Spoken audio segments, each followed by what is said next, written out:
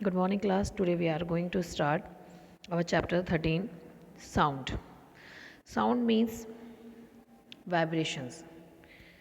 ठीक, it's play important role in our lifes. ये हमारी लाइफ में बहुत इंपॉर्टेंट रोल प्ले करते हैं. क्यों? क्योंकि ये हेल्प करते हैं to communicate with one another.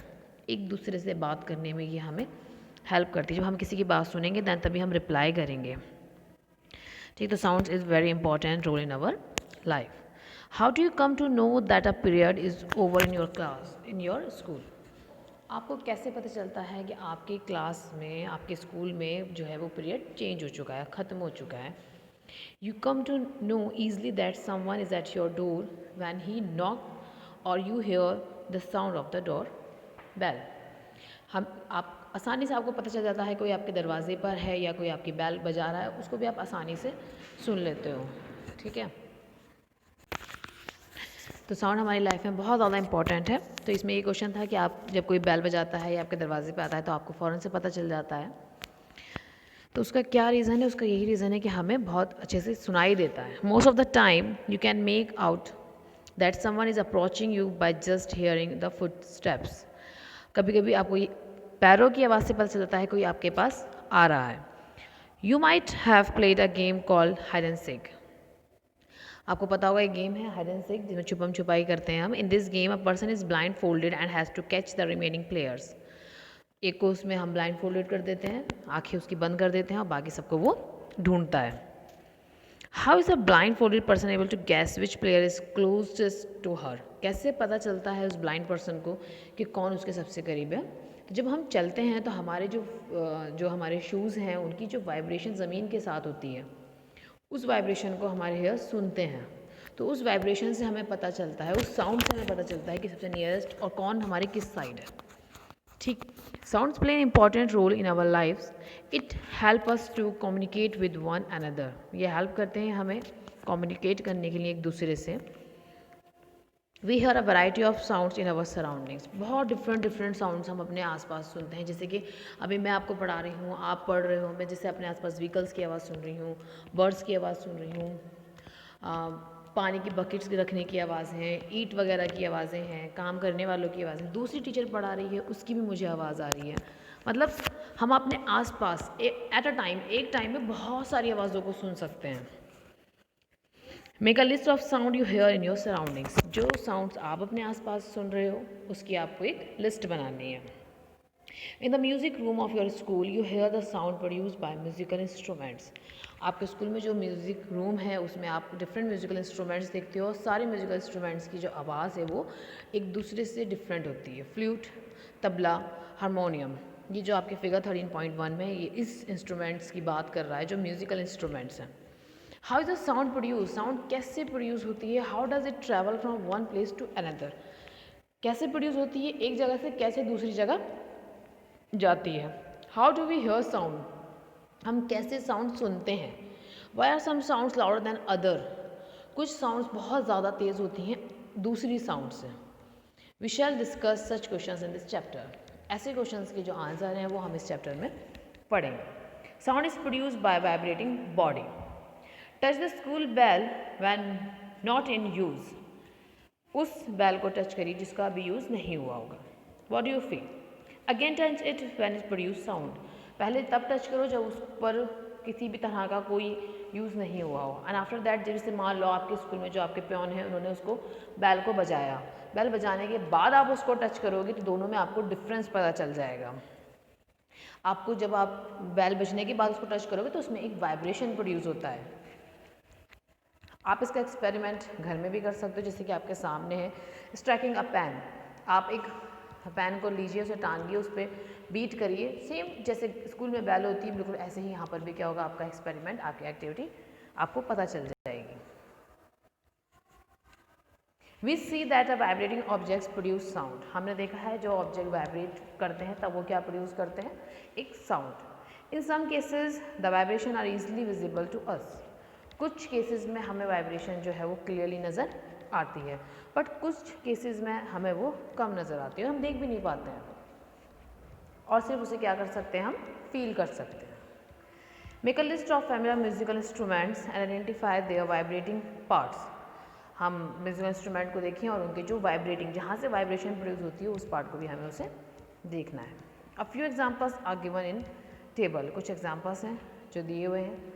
वीणा है, तबला है, स्ट्रेचिंग स्ट्रिंग, स्ट्रेच मेम्ब्रेन। आपको और म्यूजिकल इंस्ट्रूमेंट लिखने हैं और विद साथ में उनके वाइब्रेटिंग पार्ट्स भी। May you might have seen the मंजीरा, the ghatam and the noot, mud pots and the kartal.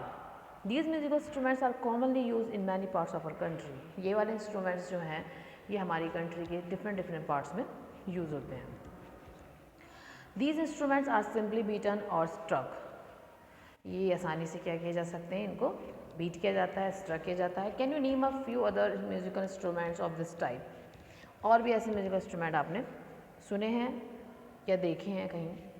You too can make a musical instruments, आप खुद से भी म्यूजिकल इंस्ट्रूमेंट बना सकते हैं। फॉर एग्जाम्पल, फॉर एक्टिविटी, आपके सामने है activity.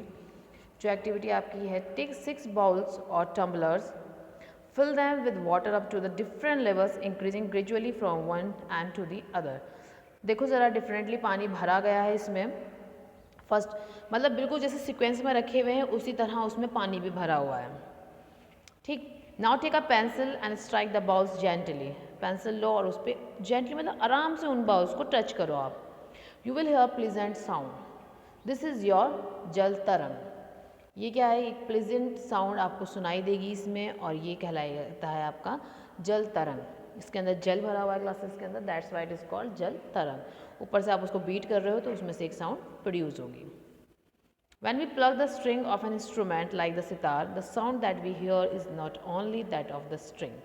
The whole instrument is forced to vibrate and it is sound of the vibration of the instrument that we hear. Similarly, when we strike the membrane of the mridangam, the sound that we hear is not only that of the membrane but of the whole body of the instrument. ठीक है, जो पूरी complete instruments होते हैं वो पूरी तरीके से क्या करते हैं, वाइब्रेशन की साउंड प्रोड्यूस करते हैं और वही क्या होता है, हम सुनते हैं। ठीक, तो वाइब्रेशन की वजह से हमें साउंड सुनाई देती है। जैसे कि आप अगर ये देखो, आपका प्लकिंग द रबर बैंड, अगर आप रबर बैंड को प्लग करोगे तो आपको एक वाइब्रेशन की आवाज़ सुनाई देगी। ठीक है, आपने क्या करोगे, रबर बैंड को ऊपर की तरफ खींचोगे, दैन उसके बाद उसको छोड़ दोगे तो उसमें एक फोर्थ मोशन आता है, फ्रो और बैक। फ्रो उसको आपने ऊपर खींचा और छोड़ दिया तो उसमें एक फोर्थ मोशन आता है, उसी को बोलते हैं वाइब्रेशन। एक टाइटली स्ट्रेच बैंड है, प्लग्ड करोगे दैन उसके बाद वाइब्रेशन प्रोड्यूस होगी और हमें एक साउंड सुनाई देगी। जब ये स्टॉप हो जाएगी वाइब्रेटिंग दैन हमें कोई साउंड सुनाई नहीं देगी। आपने देखा होगा घर में अगर बर्तन किचन में गिरता है तो वो उसके ऊपर थोड़ी देर हिलता है, अगर हम उसको जस्ट पकड़ के उसी वक्त उठा लें तो हमें किसी तरह की भी साउंड इतनी देर तक सुनाई नहीं देगी। और अगर वो गिरा है और हम वहाँ प्रेजेंट नहीं है, वो वाइब्रेट करेगा काफ़ी देर तक, हमें उसकी साउंड सुनाई देती है। उसके बाद वो एक हद तक हमें उसके बाद आवाज़ नहीं आती है। साउंड प्रोड्यूस बाय ह्यूमंस, अब ह्यूमंस बोल रहे हैं, साउंड कैसे प्रोड्यूस हो रही है। अब ये क्वेश्चन पहले का भी है कि व्हेन वी स्पीक, जब हम बोलते हैं तो क्या कोई पार्ट हमारी बॉडी का वाइब्रेट होता है। Speak loudly for a while और सिंग अ सॉन्ग और बज लाइक अ बी। स्पीड अगर हम इस बोल रहे हैं, तेज़ गा रहे हैं, सुन रहे हैं, या जो बी होती है मधुमक्खी उसकी तरह आवाज़ आ रही है। Put your hand on your throat as shown in figure 13.8, जैसे कि 13.8 फिगर में शो हो रहा है, ऐसे आप अपने थ्रोट को टच करेंगे। Do you feel any vibrations, आपको एक वाइब्रेशन फील हो रही है।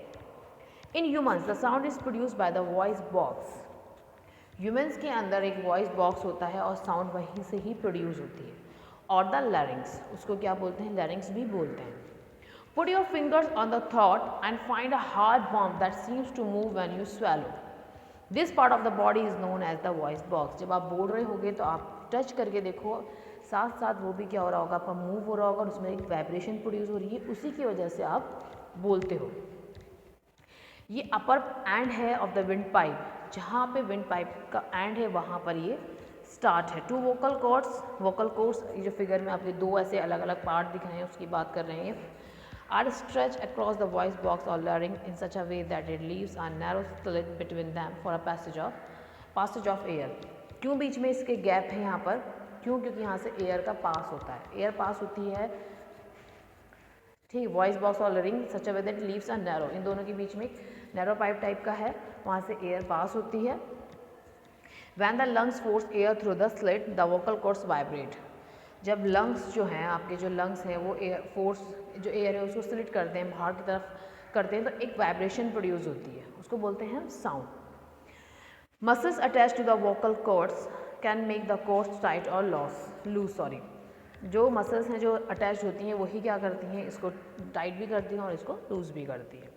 तभी आपने सुना होगा जो वोकल कॉर्ड्स हैं, the type of quality of voice is different. इसकी वजह से जो वॉइस होती है ना डिफरेंट होती है from that when they are low और thick.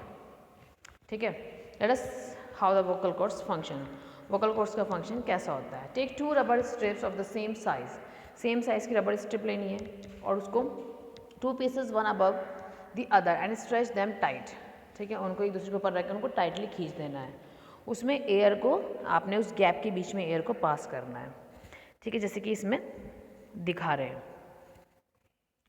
As the air blow through the stretch rubber strips a sound is produce. जैसे आप उसमें से हवा को पास करोगे उसमें से एक साउंड प्रोड्यूस होगी.